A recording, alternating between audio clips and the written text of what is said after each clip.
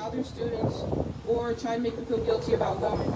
I understand that it's hard to catch up on missing a day of class, but imagine the fact that we have been missing our history. Yet for the pep rally, the whole school shuts down, making it feel like sports are more important. All of the incidents have made me angry, but I never wanted to be the snitch. Even though they upset me, I feel they have also made me stronger. After all, they do say what doesn't kill you makes you stronger.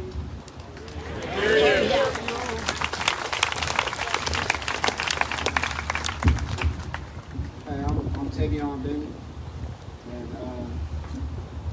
I moved to Elyria in the 7th grade, and my experience with racism was a few years ago when I first got out here.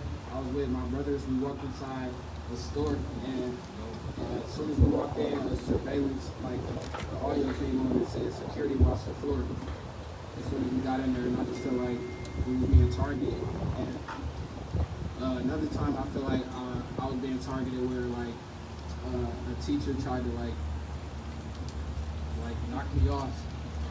It was my freshman year. I was playing around with some friends, and like we was playing around in the hallway, and I got caught, and they tried to give me a misdemeanor charge for playing around with my friends, and it ended up getting dropped because they said like I've never been in trouble and stuff like that. But another thing is when I got out here, I found out that they don't talk about Black History Month at all. But when I grew up in Cleveland, every year in February we dressed up as somebody and we did something, but you never hear about nothing out here, and I just feel like that should change. That's it. I hear you.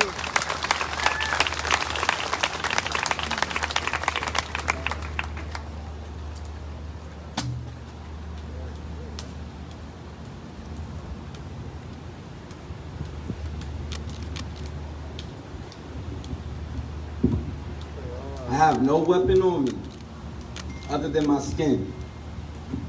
I hope all y'all understand my pain, but a lot don't.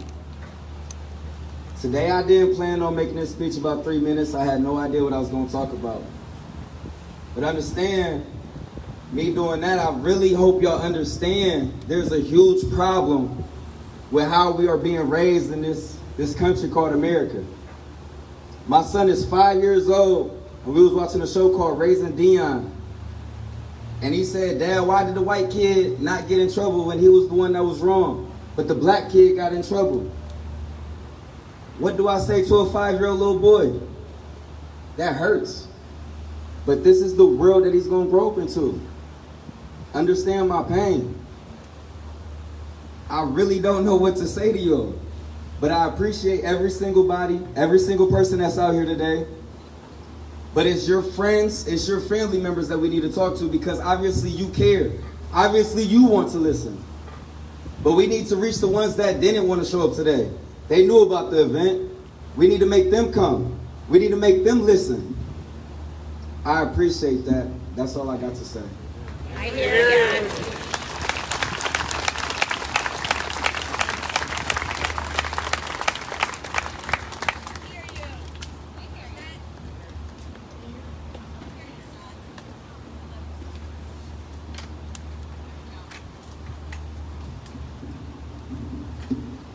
Good afternoon, everyone.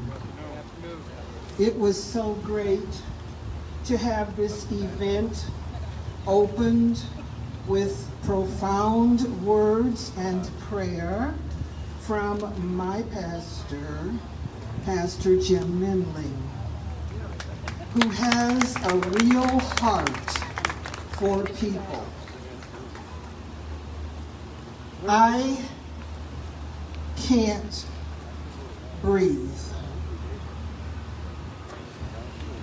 I'm going to talk to you, and I'm going to tell you in advance so you kind of have an understanding, an overview of what I'm going to talk about. I'm going to let you know right now that I'm going to talk to you from 9 brief, different topics.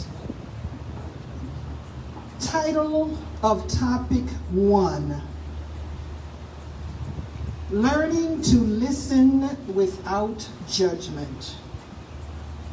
That's not about you, it's about me. I have done a lot of learning to listen and hold my judgment, hold my tendency to form too quick of a conclusion. That encompasses the area of biblical differences in doctrine. Why am I talking about the Bible? Because I love Jesus. I'm talking about the Bible because I am a minister. I'm talking about the Bible because I am a pastor's daughter. I'm talking about the Bible because every single day of my life, that's my life. The other or the next thing that I'm learning to listen about is learning not only do people who might hold differences here or there in biblical doctrine, as long as their differences are not heretical, that means anti-God, they're just differences. I'm learning a lot about listening and thinking about their character. They are good people. They love Jesus as much as I do. Further, I'm learning to listen about different world views. And I'm learning to listen about different political views. In 2016, what I voted for was the sanctity of life. I voted for the sanctity of marriage. I voted for religious freedom. I did not vote for guns. I did not vote for hatred, prejudice. I did not vote in order to be told that everyone from my race and my neighboring brown race are murderers, rapists. I didn't vote for that. I didn't vote to be told to go back where I came from. I didn't vote to be told that some white supremacists are good people.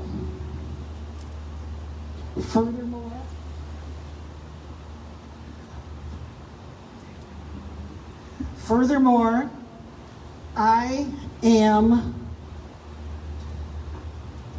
just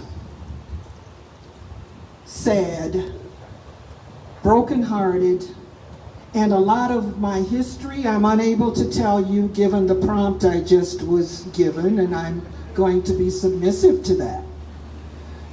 But if anyone wants to hear the rest of my story, my speech, I'll hang around a bit afterwards, and perhaps we can work that out, that I can speak to your group. Thank you very much. We hear you, Jimmy. So again, if you would like to share any of your stories, we ask you to come on up. Again, I think Ren articulated it very clearly around, we don't want this to be a sacrificial space, and we understand that there could be fear for sharing, for thoughts about retribution. If I share, will I have to deal with it tomorrow? So we totally understand that. Don't want to pressure anyone to share their story. But we do want to make sure the floor is open. You can come on up here. We'll have you come up and share your story. Again, we're trying to keep it to 3 minutes so we can share the air and I really appreciate, you know, how we're affirming people and what they're saying. And yeah, so next, do we have someone coming up next? Come on up.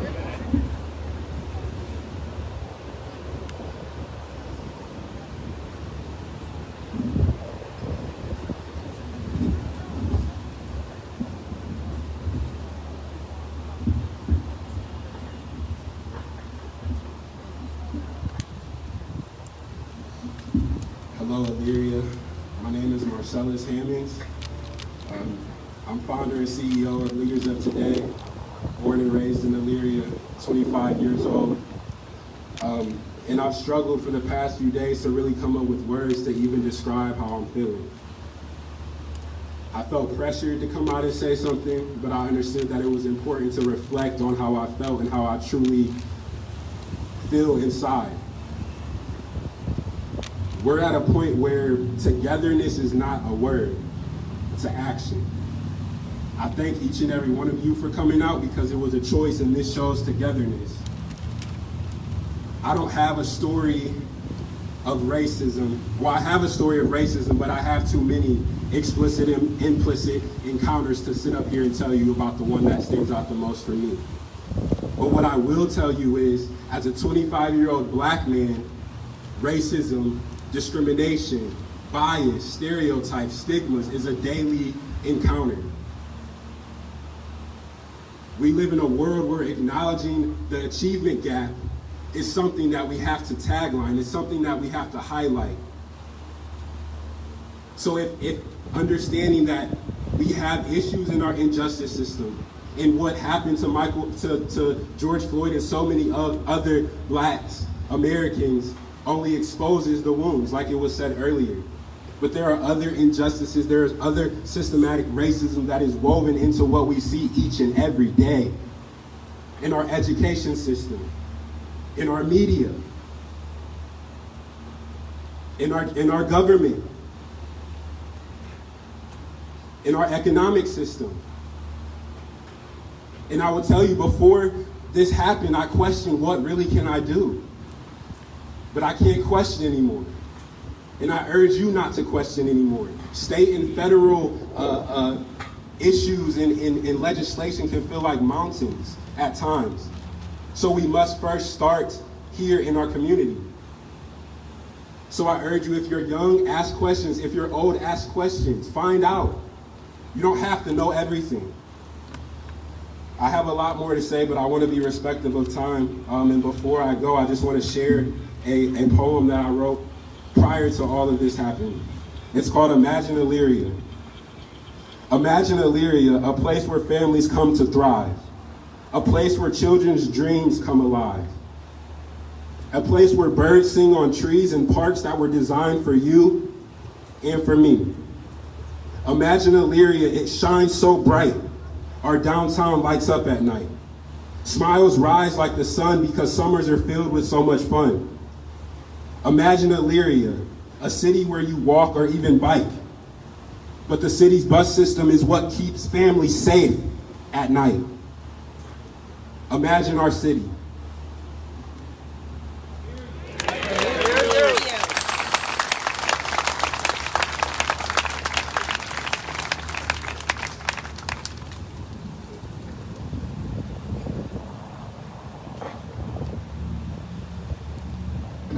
Good evening, everyone. My name is Shantae Chapman. I have been in Elyria for 10 years, and I love Elyria. I was born and raised in Lorain, Ohio. My mom and all her family, the Jacksons, the Boards, all that clan grew up here. I was in Elyria as a child all the time. I love this place. My story is when I grew up, I faced racism. I have inside of me three tribes of Indian, I am African American, I am German, and I am Jewish. And I have been mistreated for the color of my skin, or the way I look out on the outside, my life. But I do want to say this evening, that it was my white ancestors that treated me the best when coming up. And I just want to say that it's not about black, white, Indian, Jewish. See, because I'm a nation. I got all nations in me. I represent all people. I can relate to all people, whether they're black, whether they're brown, whether they're whatever. I know how to relate to them. But I wanted to say that coming up, I was called names. Half-breed. Coming up, you half-breed. That's all I heard all my life. But that's not who I am. I'm a child of God. God loves me, and he loves you too. We have to begin to embrace each other, love each other, respect each other, find the etiquette. From back in the day, in the 1800s, when you saw a person, hi, how you doing? Is that from Elyria? Okay. I'm sorry, I was on the road. But look, it's time to look deep inside the souls of men in their hearts and not on the outside of their skin. We hear you.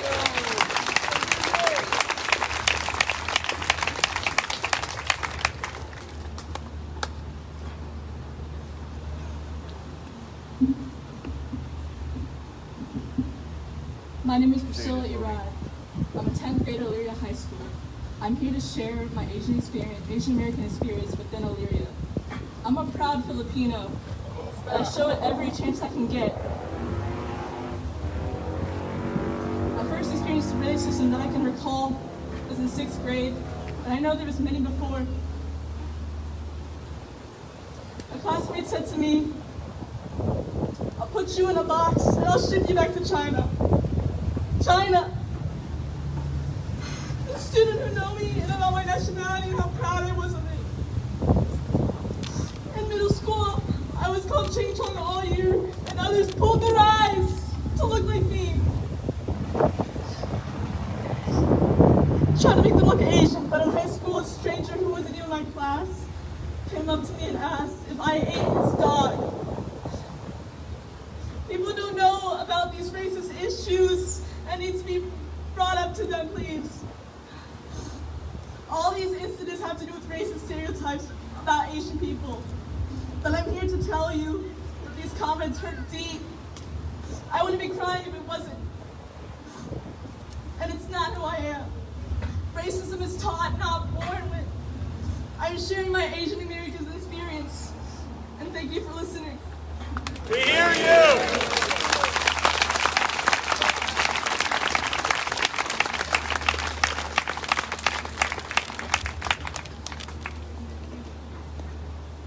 Hi, my name is Delphine Mason.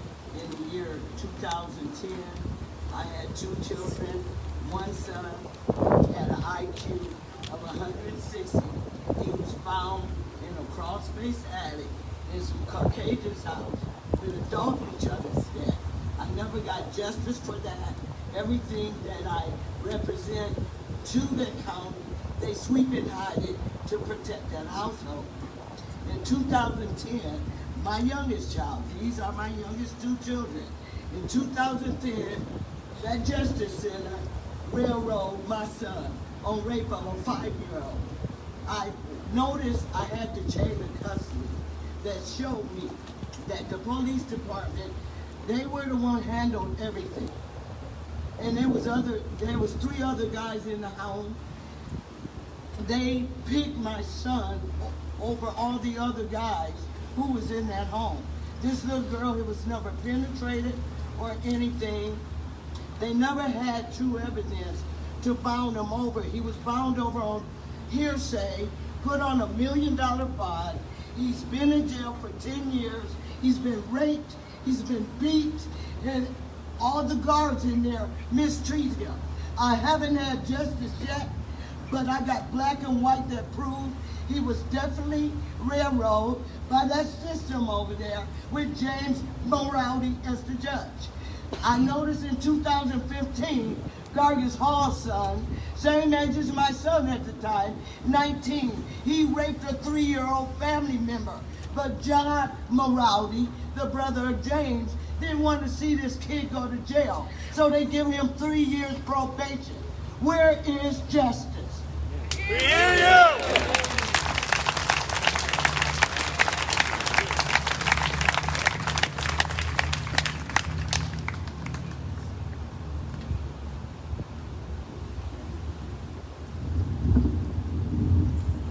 give a round of applause and a prayer for everyone that's come up this far. It has not been easy. It's not easy for any of us. My name is Nathan Crawford. I lived in Elyria from 1999 up until 2009. I was a West Sider. And my experience has been injustice with losing my children due to speculation. See, my story is I have children that I lost because no one wanted to tell the truth. My clothes was thrown outside. I called the police so I can go pick up what was mine. And I get arrested.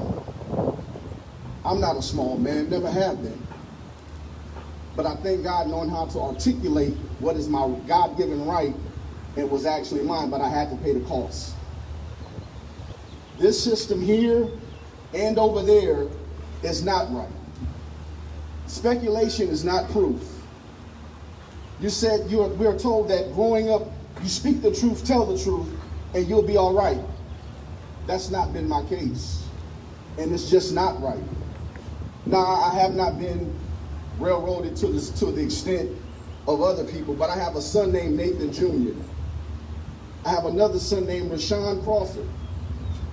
And what makes me so sad is I don't drink alcohol and I don't do drugs, but yet and still I had to go to drug counseling and alcohol counseling, and I wouldn't get released until I signed a paper. That's not right. This system will separate families based off on what you look like and your economic pedigree. We have to stop allowing people that we pay taxes to and for to separate stuff that is not true. Amen. I don't care how mad someone is at another person. You don't call the police like it's a customer service number. We have to do what's right. And if there's nothing there, find a better way. We have to find a better way. I couldn't even go to my son's graduation without someone calling the police. And I'm coming there in peace. It's my son. But how does a system tell me I'm not supposed to love my children when I got a police breathing down my back asking me what am I here for? You have no idea what that's like, because they're approaching me is not in a calm manner 99.9% of the time. But I thank God for my articulate tongue to be able to help them understand I'm not here to cause you harm. And we have to stop doing that. I don't believe that there's not bad cops, but they're good ones. Now I need the good ones to start taking the stand versus the bad ones. I need the good people to start taking the stand versus the bad ones. And we keep God first, and I'm telling you, we will be all right as a nation. We're going to be all right, but we have to look towards God. Amen. And my faith is the only thing that's kept me. Amen. Romans 8:28, I'm going to leave you with this. All things work together for the good of them that love the Lord, which is called according to his purpose. And know this, each and every last one of us has a purpose. Amen. And we work that purpose, and we're going to be all right. But be honest and have integrity. Stop telling children to tell the truth. When you become an adult, you can't even walk in it. It's unfortunate and it's sad, but we got to do better. And we start doing better, things will get better. God bless you. We hear you.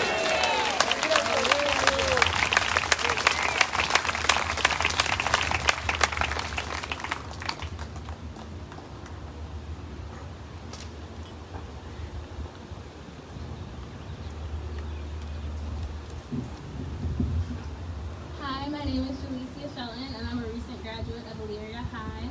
I'm 17.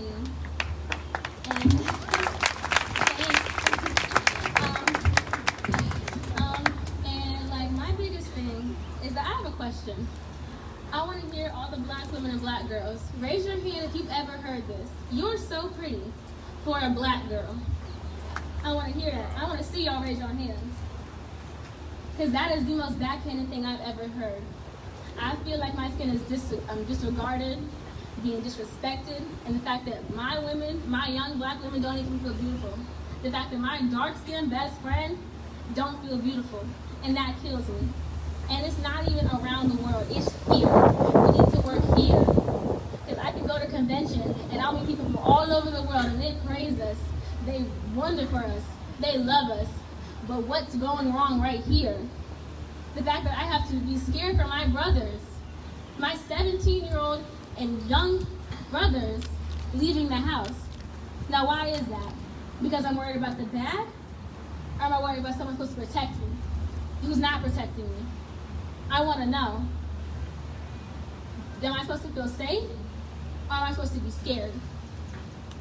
And I just pray, no, I beg, that we can all come together, no matter our differences, and help sure that this doesn't happen again. Thank you. We hear you!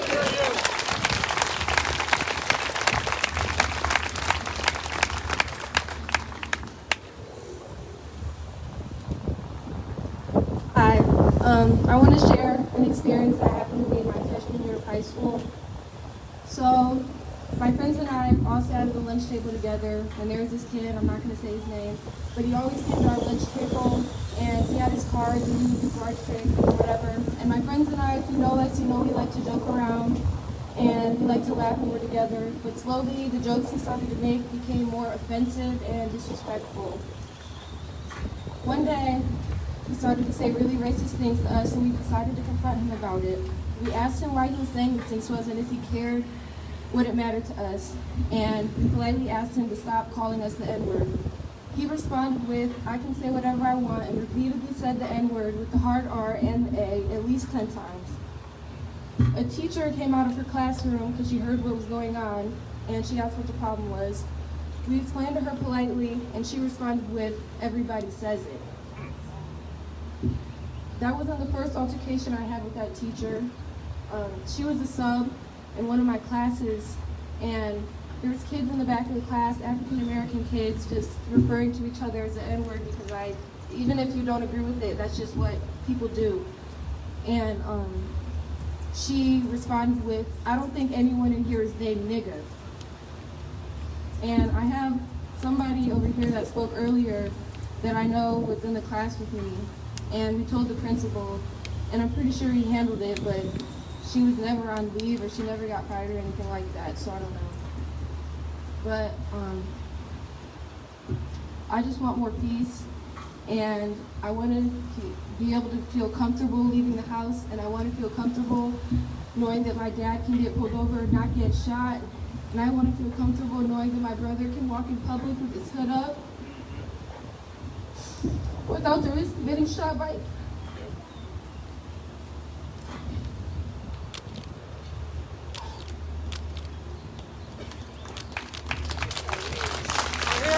We hear you!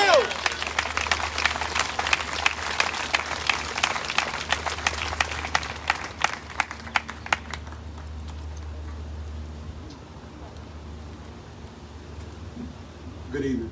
I wanted to come up today and make sure that I brought my son with me because my experience was earlier today as we was eating ice cream, and I had to ask my son, I said, hey, have you been seeing the protests and stuff going on?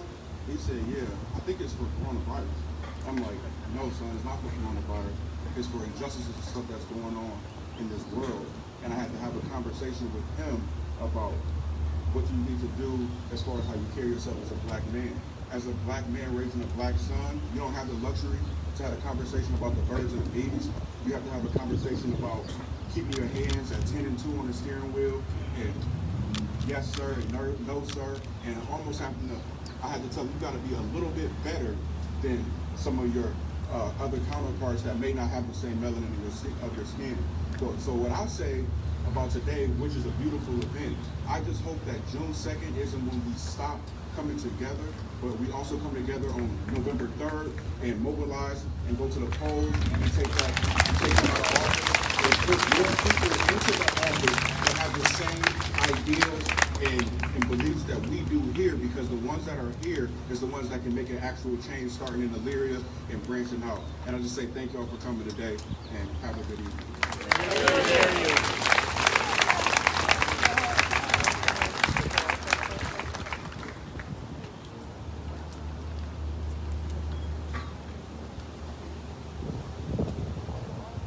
Good evening, everyone. I'd like to thank the mayor for giving everybody the opportunity to come out today and get your opinions and your views heard. So I have an abundance of number of stories, but I just want to share with you guys one. I was driving my car with my brother. We were coming down Middle Avenue, and the police got behind me, a state trooper, and he pulled me over in front of the Elyria Police Department. And in doing so, he radioed in for assistance, because if anybody knows my brother, he looks like He-Man. He's 6'4", about 270, all muscle. So he called in for support. 8 officers walked out of the front door.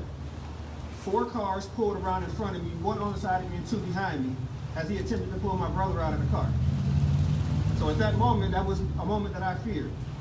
But not only do I fear for myself, because not only could I have lost my life that day, but I have an 8-year-old son who potentially can face these same situations. And my worst fear is that I get a phone call, or I'm scrolling through my social media timeline, and I find out something's happened to my son at the hands of the police. Whether it be my son, it be my brother, my stepson, my father, my uncle, my grandfather, I don't want that for anyone. And I appreciate everyone that showed up today, because it's going to take everyone here to make a change.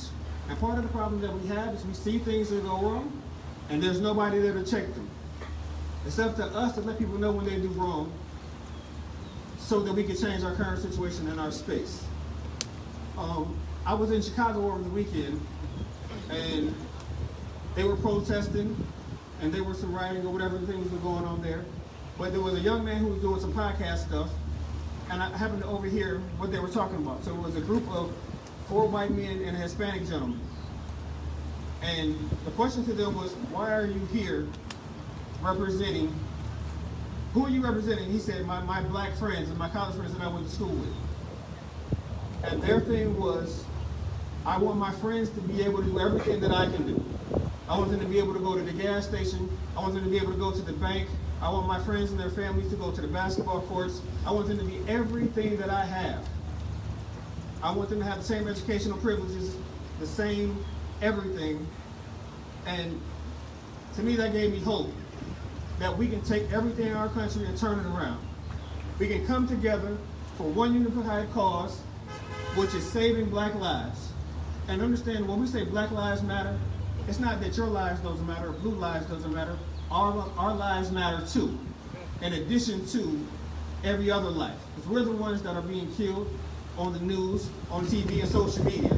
So when we say it, we're just standing up for ourselves, saying our lives matter.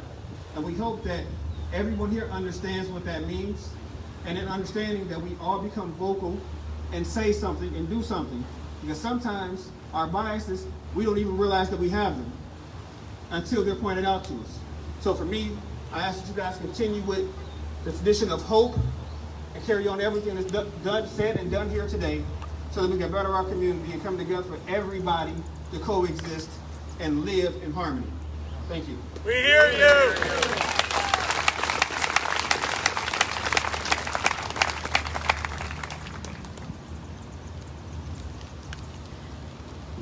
Hello, my name is Sean Kilgore. I really wasn't going to say that, but I said I should speak up. My incident happened when I was probably maybe 13 years old at West Park Pool. It was my cousin who had 50 cents. We were diving for it, but a girl went and told the guards that it was her 50 cents. The guards immediately came, didn't ask questions, asked us to give the 50 cents back.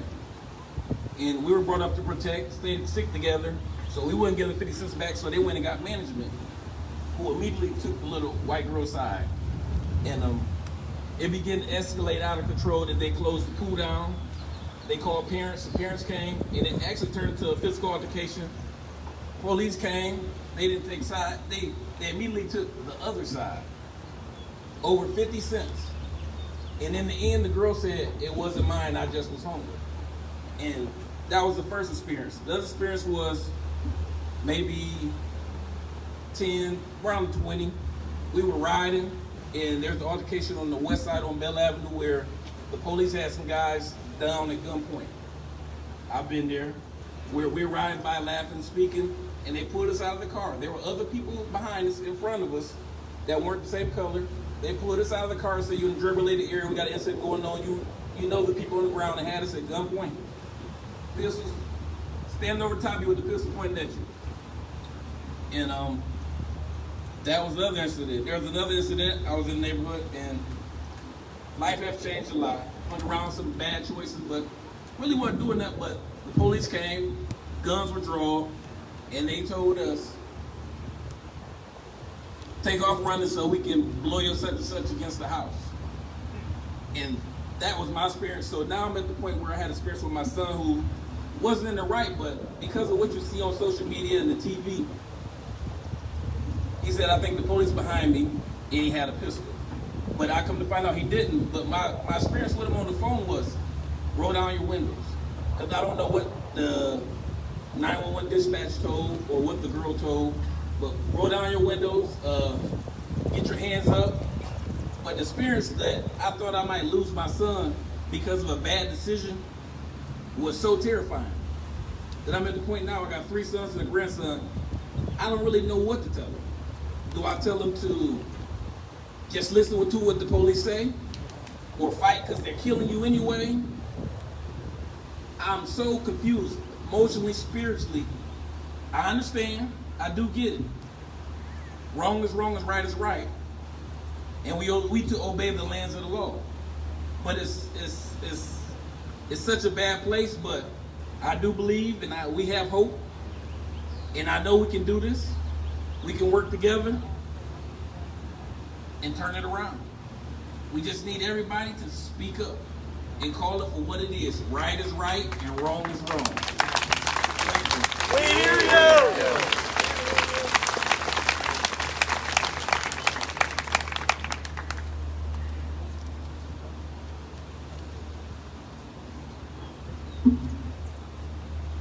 Howdy. Nobody said that tonight. So I wasn't really going to come up here. My name's Brad Armstrong, by the way. But I grew up on the south side of Elyria. I didn't go to school in Elyria until the 10th grade. I went to Grafton public schools. So early, I had to hear, you must live in the ghetto. Early, I had to hear, you're a, we know the word. Before I even got to 5th grade, I got chew spit on me. Nobody got in trouble. By the time I got to middle school, now remind you, it's still the 90s. I took an interest in skateboarding. I'm a black skateboarder in the 1990s. I heard a teacher over say, why doesn't he just grab a football? Isn't he good at basketball? Now I'm gonna switch it up. I'm gonna go back home to the south side with my skateboard. Now I gotta hear reverse hate from my own people. Why you wanna be like them? Why you wanna be like them? Why you wanna wear Vans? Why you wanna wear Airwalks? Most y'all got them on right now. Now the thing I hate the most, about 8 years ago I was fed up with it. I could drive over to the east side, watch the kids play baseball, watch the kids swim. I could drive over to the north side, see the same thing. So I asked, why don't they do it for the kids on the south side? Well, they don't. So I started doing things for the kids that live around the south side area. And you want to know what? I'm not nobody big. I'm not nobody special. I'm just a guy from the neighborhood. I'm not a nonprofit. I gotta beg for that money. Beg for that money so those kids can have fun for free. You know, I had a best friend, he was white. God rest his soul. I don't want to talk about that right now. But there was times he would tell me I couldn't come to his family's house during like Christmas because such and such was over there and they didn't agree with it. That was my homie. My mama loved him. His mama loved me. I didn't even look at him as a white kid. We called him Pablo, and he was a white kid. Just done with it. Y'all just gotta wake up. And y'all secret ones that's out there secretly still teaching y'all kids to be hateful, shame on y'all. Shame on y'all. Because y'all still teaching them to hate. Thank you. We hear you!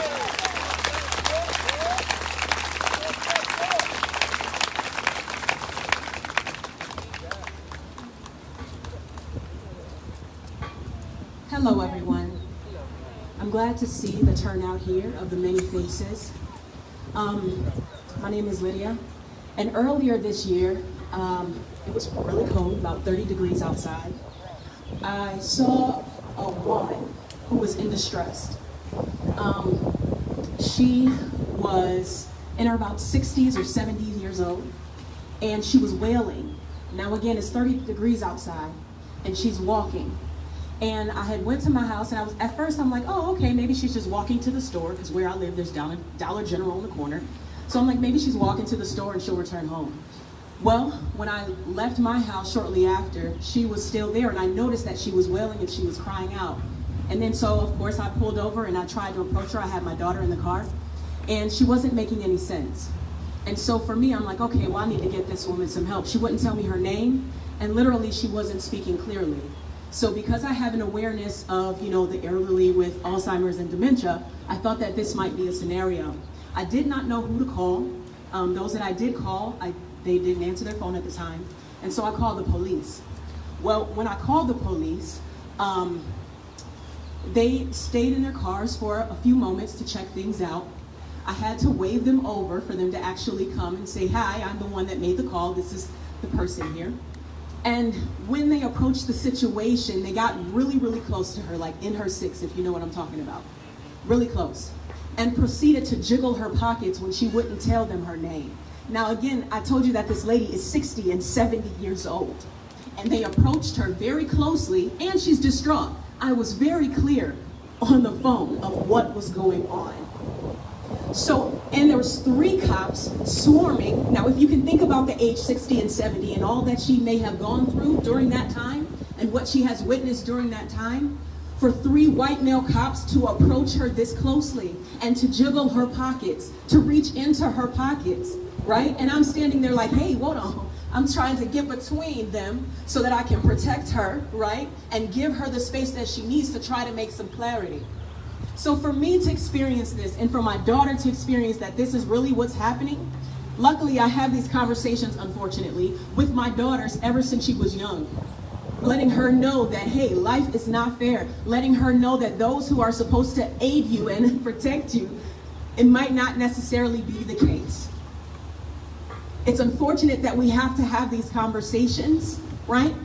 But I'm very hopeful that the listening ears in this audience will take responsibility and actively do something about it. I don't know what all of the answers are, but I do know with the collective brilliance that we have in this audience, we have some. Thank you. We hear you!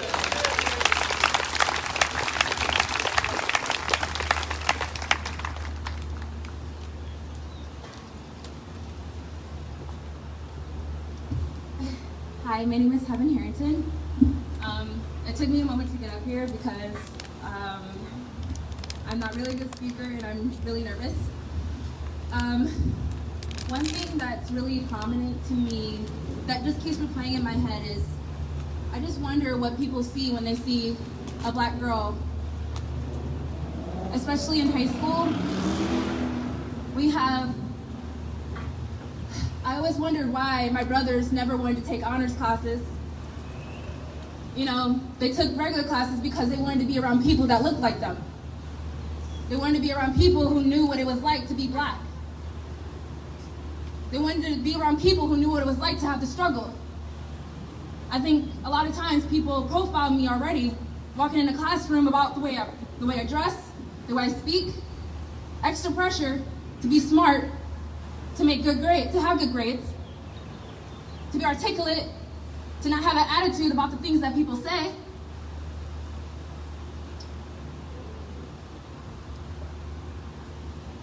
I don't think it really mattered to people that I grew up on the east side of Cleveland.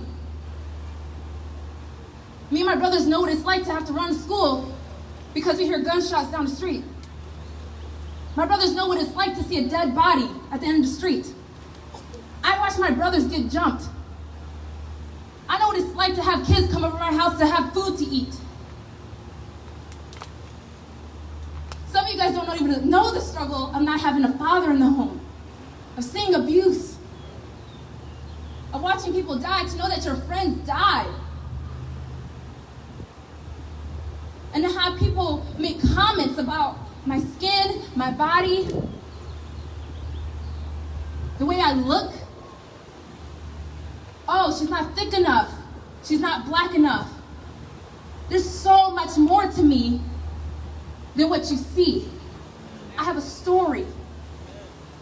You gotta think about the things you say around people who look like me. Because some of us have so much deep hurt and pain in our lives.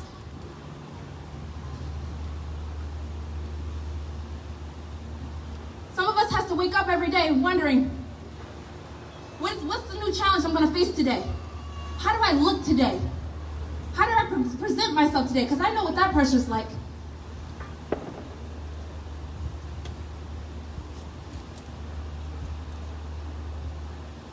We all should take the time out to acknowledge that we're all people.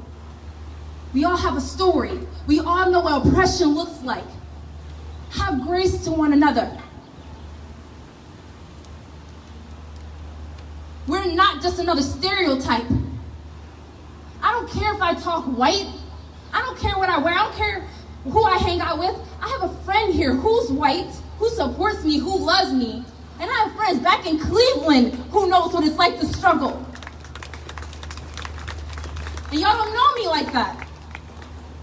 So you treat everybody you see with respect and love. Amen. Because some people walk into that classroom not having a meal on the table, but not having their mothers and dads home.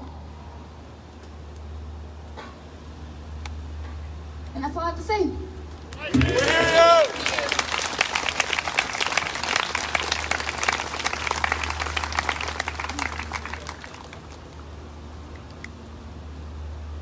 We thank everyone that had the opportunity to share on today. I've been through racism. I lived on the back. I went to Elyria High for a little bit, and my parents moved to Wood Street. As you heard Bradley, everything he said was very true. So we had to be bused to Midview. I can say I do have some friends today, but there was a lot of racism that occurred at that school. Too many times, if you know me, I'm not a fighter. But at that school, I did a lot of fighting because of racism. And so when I see situations like this occurring in our world today, it hurts. It hurts. I know we have some good police, but there are some bad police out here. But it hurts.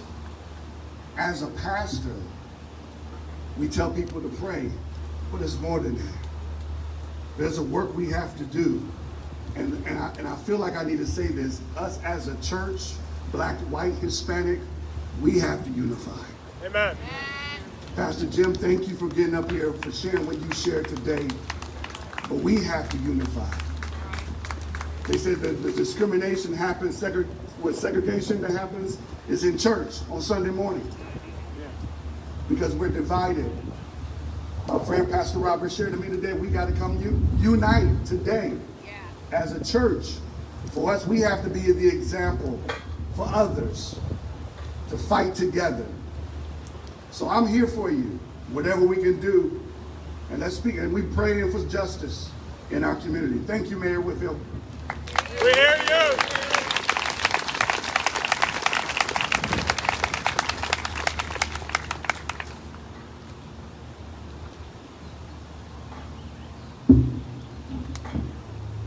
Hi, my name is Jasmine Stafford. For those of you who are on social media, a couple months ago, you've probably seen my mugshot. So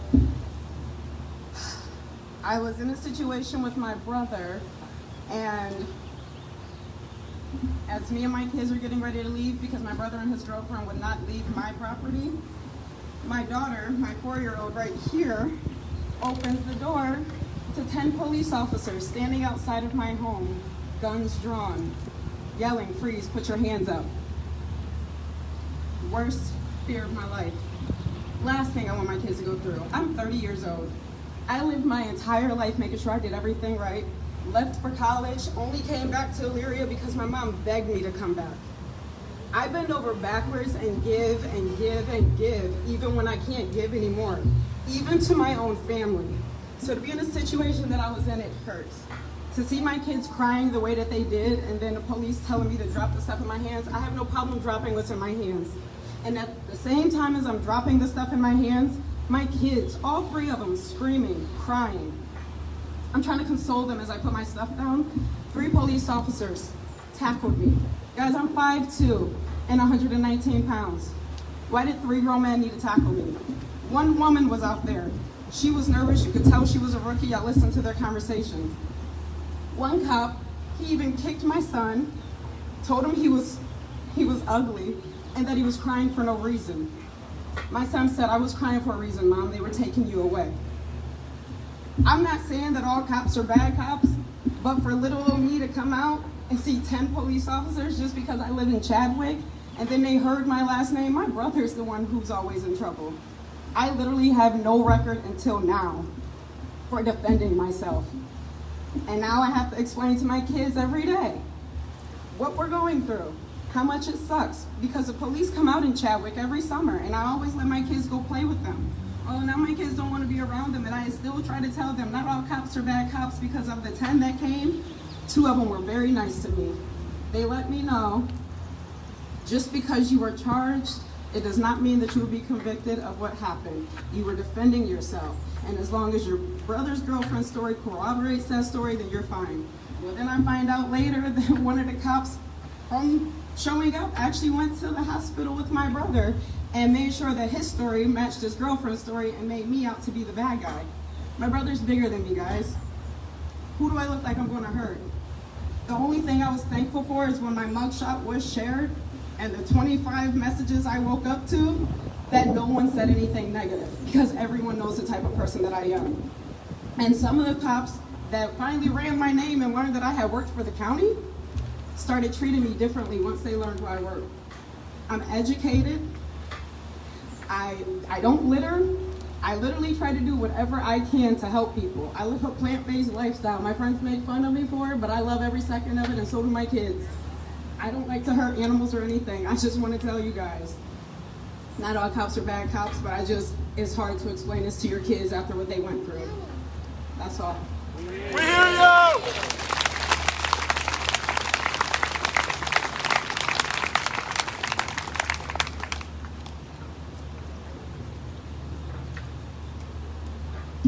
I just want to thank everybody for coming out and everybody who spoke so far. Like a lot of people, I wasn't going to come up here, a little nervous, sharing my story. Some people know me, a lot of people don't. And I want to just talk about being profiled real quick. So looking at me, I just look like a young black man. Nobody knows my background. And so if some of you may or may not have seen this video, and I just briefly want to cover the topics of it. In this video, they have a whole bunch of students of different races, ethnicities, and lined up. And they say, take 2 steps forward if both your parents are still married. Mine are not. My father died 5 days before I was born. My entire family is white, besides myself. We have different fathers. Everybody else in the household is white. He says other statements, such as, raise your hand if you had a father figure in the home. I did not. If you had access to private education, I did not. If you've never had to help your parents pay for bills, which I've had to do. If you've never wondered where your next meal was coming from, which unfortunately I've had to. By the end of the exercise, several students end up far ahead than the others and realizing that they are born with a privilege. And we are not all equal. We do not have that privilege, unfortunately. But we are equal in that we do deserve that. And so I've been profiled by the police. I've been pulled over for no reason at all, suspected of my car being stolen. It was in my mother's name. Tried saying the plates were from a different car out of state. I've been thrown on a couch by my mom's ex-husband, who's white, called the N-word. Bullied, picked on by some kids also, called the N-word. But one that I want to bring up is in the mall, walking into a store with 2 white women, and immediately the lady who's working there buzzes her headset, says, hey, there's a black guy just walked in the store. Look out, he might steal something. I have no idea what that's about. I don't know if I look sketchy. There's something about that. The 2 white women who were with me, absolutely appalled. They were like, what's going on? And so it's just a lot about people don't know who you are looking from the outside. I grew up on the south side of Elyria in a trailer park. If you guys know Colonial Oaks, Couple people? Okay. So, grew up in a household, 3 bedrooms, anywhere from 7 to 10 people. Like I said, I was the only mixed person in my family. I was also the first one in my family to graduate. I was also the first one in my family to go to college and graduate, put myself through college. Thank you. But looking at me, a lot of people don't know that. They don't know the kind of person I am. Loving, caring, even the mayor knows. Literally my job, I'm a personal trainer. I help people every single day, different races and ethnicities, not only with their physical well-being, but their mental well-being as well. My job is literally to help people, but a lot of times when people see me, that's not the first thing they think.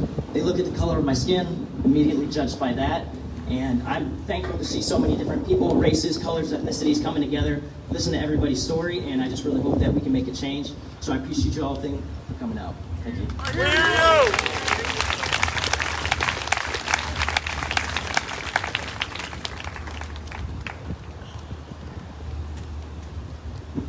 Hi, my name is Juanita Burke, and for those who don't know my last name, you might know the last name of Gilbert, or you might know who Isaac C. Chapman was. He was the first black councilman here in Elyria. That was my grandfather. I want to talk to you guys about something that just happened 6 months ago.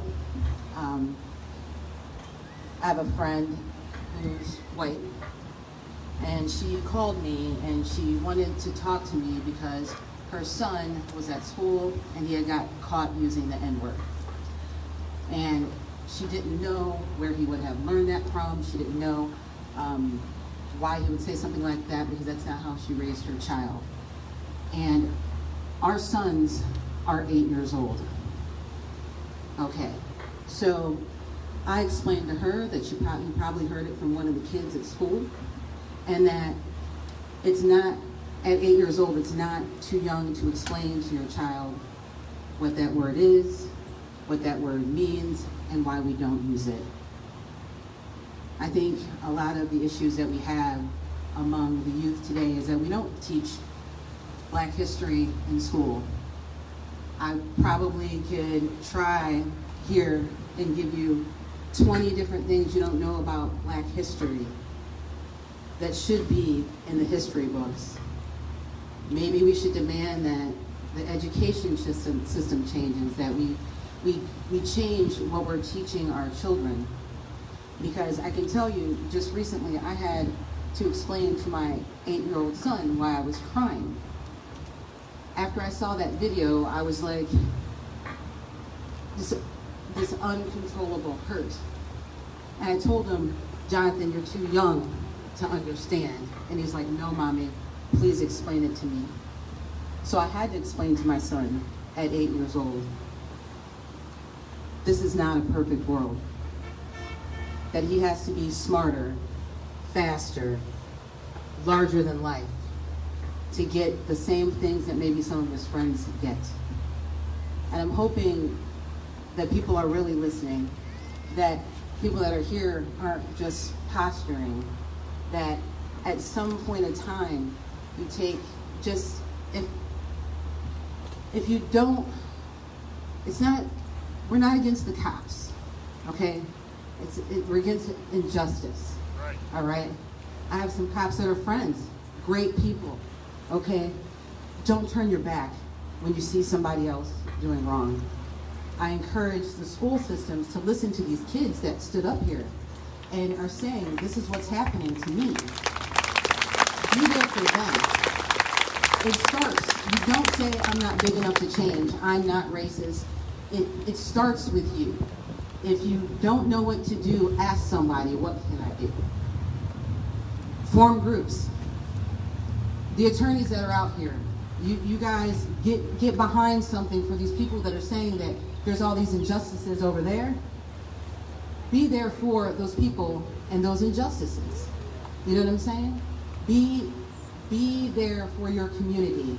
You have a skill. You have a voice. Just use it.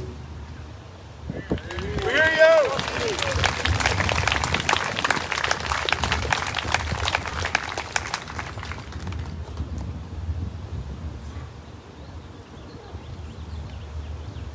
I want to be respectful of everyone's time. We said we would go until 7:30 to hear the stories, but my hope is that you don't allow this to be the last conversation you have. Even amongst the folks here that you're standing around, that it doesn't take a microphone and speakers and a city hall parking lot to ask your neighbor, hey, what is it like being black in Elyria? You know, what is your experience like? Tell me more about what your experience is like here in the city. And especially for, you know, we have a lot of representation from the schools, not only Elyria schools, Lorain County Community College, you know, me being mayor. You know, these are conversations we want to have inside city council as well, to say, hey, what could we be doing as a city in terms of our hiring practices? Me and Chief Whiteley have been in constant communication, just reviewing policy. We're trying to make sure that we do our part as a city. And I think it's up to all of us to figure out what is our part to do. The last thing I wanted to make sure I gave space to, the Urban League, a lot of people have called me and said, hey Frank, I really want to get involved in this work. I want to be a vehicle for being anti-racist in the city. I really want to be a force for equality. And there's two partners that we're going to be working with closely, the Lorain County Urban League and the Elyria YWCA. If those folks or representatives from there could come up, I want you to put face to name, and if you want to get involved in an organization, here are two organizations that are committed to this work every day. So President Pear Smith will come up, as well as President Janine Donaldson.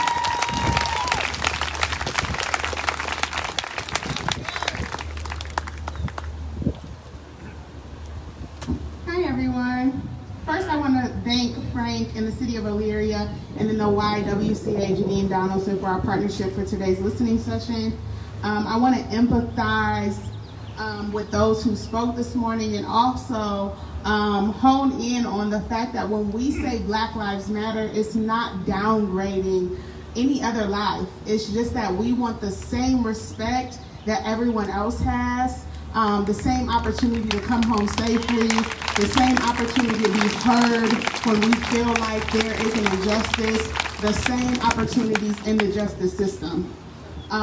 There are many ways that you can support Black people or minorities, or for you as a Black person to make your voice heard. You can donate to Black organizations, you can buy from Black-owned businesses, you can uplift our community in prayer, you can advocate by contacting your elected officials, you can peacefully protest the government, you can educate others on issues of importance, you can vote. Make sure you vote in the next election in November. And then you can empathize, with the voices of the unheard. If anyone wants any information about the Urban League and what we do, me and my team will be here today. We have Urban League shirts on. Our office is located on Middle Avenue. We do a lot of advocacy work. We do diversity and inclusion conferences. And we also have programs, and we have membership opportunities, and we have a volunteer team that has more white people on it than it has Black people. So there's a lot of people in this city, in this county, that want to help, and I think that as we come together and try every day to understand one another, we can make this a better place. Thank you for coming today.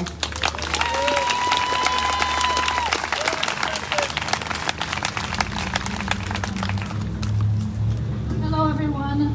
My name is Janine Donaldson. I'm the executive director of the Elyria Lorain YWCA. I grew up in the Baptist church, so I know that look when people are ready for the preacher to say amen. Amen? So I will make this quick. I want you to look to your left and say, this is our moment in time. This is our moment in time. Look to the right and say, this is our moment in time. This is our moment in time. And that's the truth. When Mayor Frank called me and asked if the YWCA would be involved with this, I said absolutely. And he said, you know what, Janine, this feels different. We know there's a lot of unrest in the cities throughout the country, but we know that people also are protesting because they are sick and tired of being sick and tired. And the last time that happened was when Black people, white people, Jewish people, Catholic people, Protestant people, women, garbage workers, professional people, college people mobilized over 55 years ago and worked for the civil rights movement. Yeah, that was the last time we had this moment in time. So you ask yourself, are we going to make it the second movement? And it needs to be. All you have to do is turn on the news and see what's going on. So I want you to know that the YWCA has a task force called the Community Anti-Hate Task Force. It involves law enforcement, it involves community leaders, it involves clergy, it involves everyday people that want a more tolerant Lorain County. We are going to be on Uber Drive after this week, but we also are the organization that has taken on the Confederate flag issue at the Lorain County Fair. You know, and this is a great time for me to tell you why that's important. You know, it may not be important to white people or even some black people. What's the big deal about the Confederate flag? Well, the big deal is it's a big deal for us. So right now, if you want to support us, don't ask why. Just support us. But the main thing is that flag, first of all, it's the flag of a defeated nation. But that flag is right now is the #1 recruiting tool for KKK members, neo-Nazi groups, skinheads. That's what they use. You saw them march in Charlottesville. They had the flag. So why would you want that symbol at your Lorain County Fair where you're going to see high school students? These students told you, you know. So just think about today, June 2nd. You got a decision to make. That decision is now I'm going to tell you that there's 2 positions you can take. You can be a racist or you can be an anti-racist. There's no in between. And now you know. Okay? Now you know. And so that's going to be our position moving forward. We're going to be telling that fair board you're a racist. No, we're not. Or you're an anti-racist. Thank you. We hear you. We hear you. So the last thing we wanted to do was kind of commemorate today, and for those of you who would like to make a pledge to equity, make a pledge to equality here in the city of Elyria, we're going to give you an opportunity. We got hand sanitizer, so we got markers, but after you write, you'll sanitize your hands afterwards. We're going to give you the opportunity to sign your name on this pledge and making a commitment to be, as Mrs. Donaldson mentioned, anti-racist, to be a part of the solution here in the city of Elyria. And as I mentioned, I'm going to do everything in my power to make a difference, and I hope that you all join me in that. I'm encouraged by everyone being here today. Again, my call to our leaders, our people in positions of power, is right now to don't get defensive, don't be defensive, but take time, reflect, and hopefully we want to hear in the next couple weeks, or the next week, the next day, the next couple hours, some commitments to some things. Whether that's an equity audit, whether that's a policy change, whether it's some sort of, you heard the feedback, you heard it from our young people with our schools, we heard it about our police department, we heard it about our businesses. I want to encourage us and challenge us all to come up with some solution to today. You committing, thank you Mrs. Donaldson and Ms. Smith, you know, committing to serving in a nonprofit organization. So there's so many ways that you can get involved. And again, if you want to make that pledge to get involved, we have markers here. We want you to sign this before you leave. And I'm so encouraged by that. Are y'all encouraged by today? I think we represent what this city is all about. We're a very unique city, and I hope we don't lose the fact that Elyria is a unique city. And we can do something special here and show the rest of the nation how a city came together, had difficult conversations, tackled difficult issues, and made their city more equitable and more fair and more just for all. So thank you all. God bless you. And I look forward to talking with you all soon.